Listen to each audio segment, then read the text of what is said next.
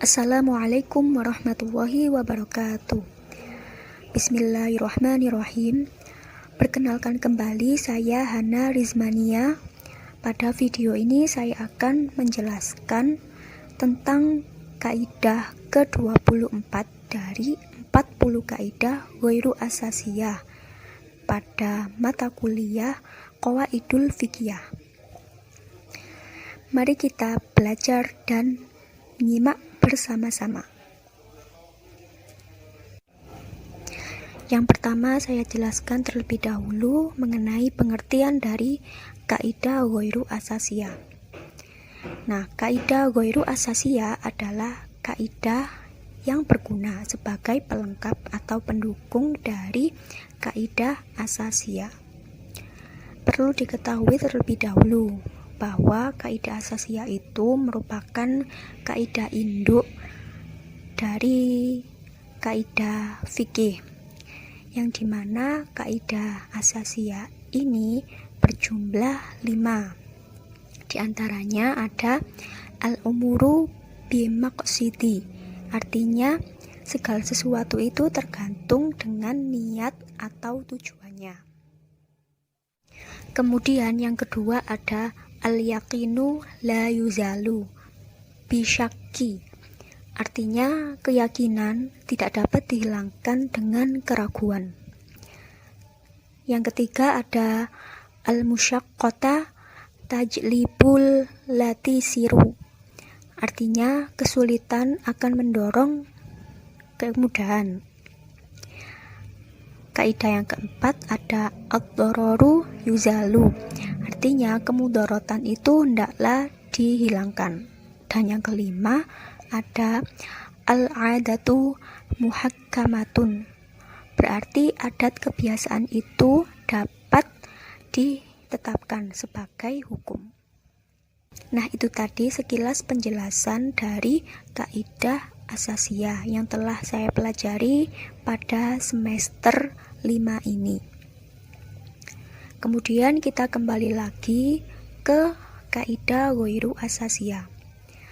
Kaidah ghairu asasiyah ini jumlahnya sangat banyak dan cakupan atau cabang-cabangnya itu lebih sedikit dari kaidah induk fikih atau kaidah asasiyah tadi.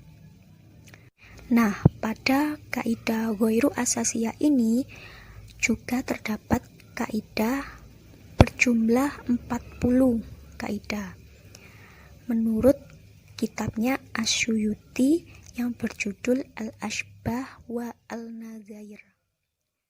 Kaidah-kaidah tersebut juga sifatnya itu menyeluruh serta kuliah atau qawaid al-kuliah, yang berarti kaidah ini itu menyeluruh dan disepakati juga diterima oleh mayoritas ulama maupun mazhab-mazhab.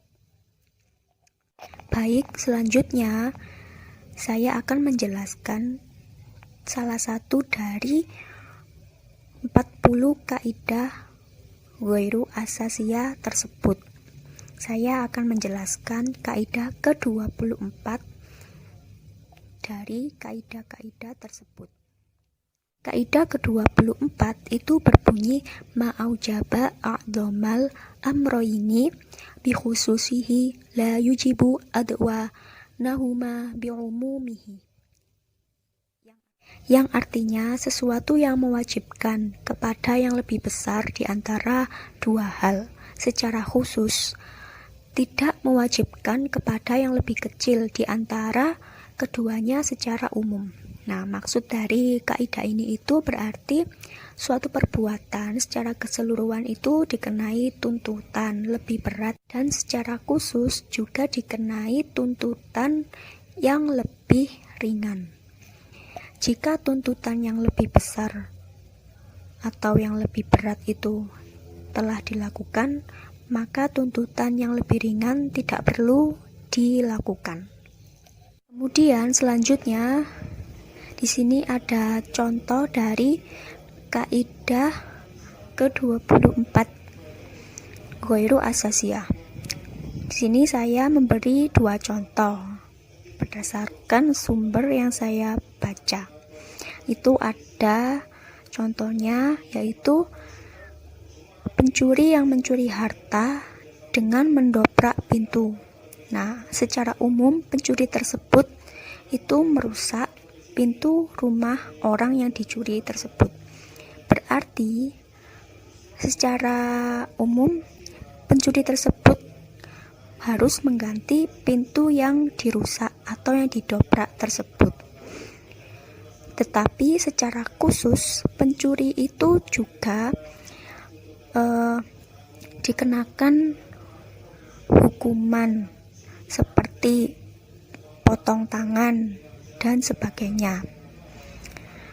Nah, jika hukuman yang potong tangan atau sejenisnya tersebut sudah dilaksanakan, berarti hukuman yang lebih ringan seperti mengganti pintu rumah orang yang dicuri tersebut itu tidak perlu dilakukan. Kemudian contoh yang kedua yaitu apabila ada seorang laki-laki yang mengeluarkan sperma secara tiba-tiba. Berarti secara umum dia harus berwudu karena dia telah mengeluarkan sesuatu dari dua jalan lubang buang kotoran. Tetapi secara khusus dia harus mandi besar. Nah, di mana mandi besar itu pasti lebih berat daripada berwudu. Apabila seseorang telah mandi besar, berarti tidak perlu berwudu, kecuali jika batal karena sebab-sebab tertentu.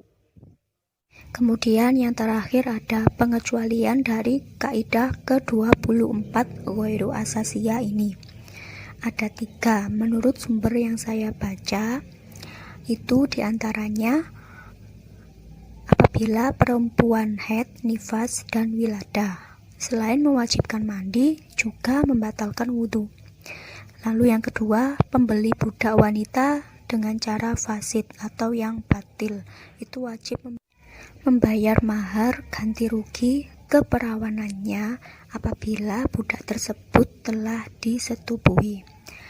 Kemudian yang ketiga ada orang yang memberi kesaksian atau seseorang yang tertuduh melakukan zina muhson, kemudian setelah terdakwa dirajam, orang tersebut mencabut kesaksiannya, maka ia wajib dihukum qisas. Nah, sekian dan terima kasih. Mohon maaf apabila dalam penjelasannya ada kekurangan maupun kesalahan. Semoga materi kali ini bermanfaat bagi kita semua. Amin ya robbal alamin. Saya akhiri. Wassalamualaikum warahmatullahi wabarakatuh.